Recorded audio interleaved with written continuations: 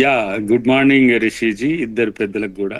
Morning. ఇప్పుడు Herald headache అనేది క్రియేటెడా, ఆర్టిఫిషియలా, వాస్తవమా అనేది గత ఒక 4-5 సంవత్సరాల నుంచి సీరియస్ గా జరుగుతున్నది. స్వాతంత్ర సంగ్రామం సమయంలో నేషనల్ హెరాల్డ్ పత్రిక యొక్క కాంట్రిబ్యూషన్ ఏంది, అవును. దాని వల్ల జరిగిన మేలు ఏంటి అనేది పుల్లారావు గారు ఎట్లాగ చెప్తారు. అది అది వారి పార్ట్, ఎందుకంటే అప్పుడు ఏ ఏ రకమైన పాత్ర దాని ఉందని. తర్వాత ఆ దానికి సంబంధించిన ఆస్తుల విషయంలో యంగ్ ఇండియా కంపెనీని ఏర్పాటు చేసి దాని షేర్స్ దీనికి ట్రాన్స్ఫర్ చేయడం అనేది. తర్వాత కంపెనీస్ యాక్ట్ ప్రకారమే సెక్షన్ 25 కింద రిజిస్టర్ అయిన కంపెనీ అది, లాభాపేక్ష లేనిది, ట్రస్ట్ నేచర్డ్ కంపెనీ అది. సో దానికి సంబంధించిన అవకతవకలు అది ఆ, ఆ, సోనియా గాంధీ గారు, రాహుల్ గాంధీ గారు కలిసి చేసిండ్రనే అభియోగానికి సంబంధించిన కేసు అది.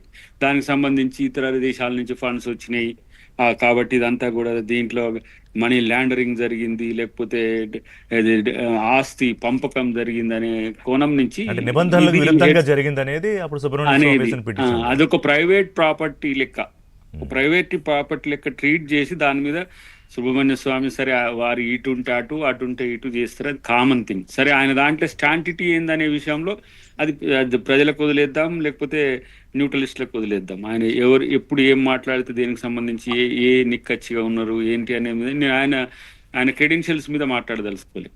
కానీ మా కంపెనీ మీద లేకపోతే మా మీద వచ్చిన అభియోగాలకు సంబంధించి ఆస్తుల వినియోగం అనేది జరగదనే ఒక ప్రాథమిక అంశాన్ని ఈడీ పక్కన పెట్టింది అనేది నా యొక్క, ఎందుకంటే ఒక కామర్స్ డాక్టరేట్ గా నాకున్న అనుభవం కొద్దీ ఈ కంపెనీస్ యాక్ట్ మీద మాకున్న కొంచెం ఆ మాత్రం పరిజ్ఞానాన్ని బట్టి చెప్పగలను. ఎందుకంటే ఇప్పుడు గాంధీ భవన్ ఉన్నది మాకు.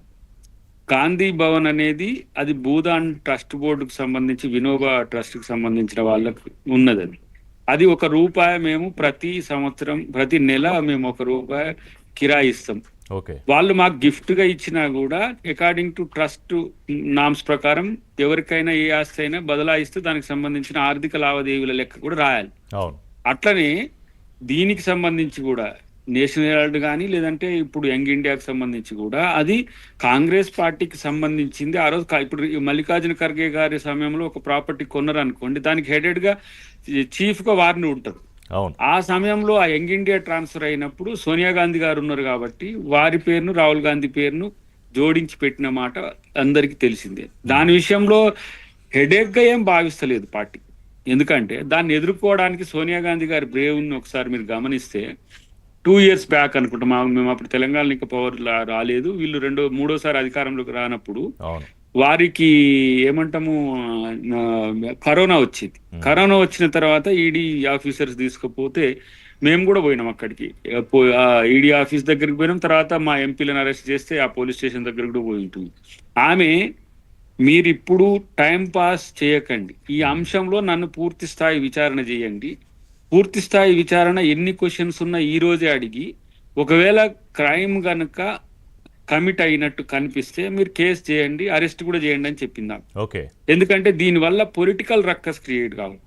నేను నేరం చేసి ఉంటే శిక్షకు అర్హురాలి, కాబట్టి మీరు దీన్ని డ్రాగ్ ఆన్ చేసి పొలిటికల్ గా మీరు కాంగ్రెస్ పార్టీ నాయకులమైన పెద్దలమైన మమ్మల్ని డిగ్రేడ్ చేయడం వల్ల క్యాడర్ లో ఒక నిర్లిప్తత, ఇది ఏదో మా నాయకులు తప్పు చేసిందనే ఫీలింగ్ వస్తుంది. తప్పు చేసిన అంటే ఇప్పుడు చేసేయండి, నేనైనా నా కొడుకైనా, ఇంకెందుకు ఎక్స్టెండ్ చేయడం ఎందుకనంటే ఇలాంటి కేసులు వీళ్ళు ఏం చేస్తారంటే ఈ మనీ లాండరింగ్ కేసులు ఇవన్నీ కూడా పొలిటికల్ గా వాళ్ళు భవిష్యత్తులో వీళ్ళు ఏమీ చేయకుండా ఉండడానికి కొన్ని ఉదాహరణలు. అదే అన్నా నేను, అంటే ఇప్పుడు మీరు పొలిటికల్ గా బలపడుతున్నారని భావించి మళ్ళీ దీన్ని తోడారా ఒకసారి? ఇప్పుడు ఫర్ ఎగ్జాంపుల్ ఇప్పుడు రేపు 25నే పెడుతున్నారు వీళ్ళు. 25th మనకు భారత్ సమిట్ ఉన్నది ఇక్కడ. తను ప్రియాంక గాంధీ గారు వస్తారు, రాహుల్ గాంధీ ప్రియాంక గాంధీ ఇక్కడికి వస్తున్నారు.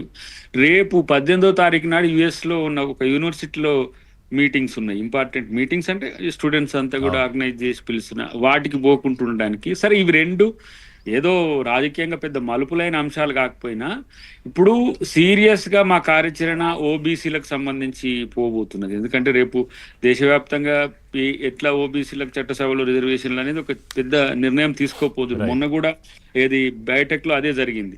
నేను ఒక్క ముచ్చట చెప్పినాక మీకు అర్థమవుతుంది ఏంటంటే, ఇప్పుడు జగన్ ఉన్నాడు ఆంధ్రప్రదేశ్ లో, మనకి